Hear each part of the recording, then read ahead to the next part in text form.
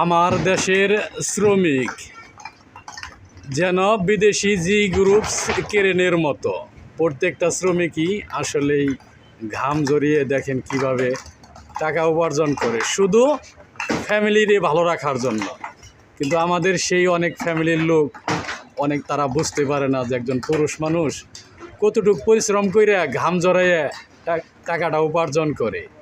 আমি শ্রদ্ধাভরে সালাম সেলুট জানাই আমার দেশের শ্রমিক ভাইদের। তারা প্রত্যেকটা শ্রমিক ভাইরাই যেন এক একটা জি গ্রুপ কেরেনের মতো।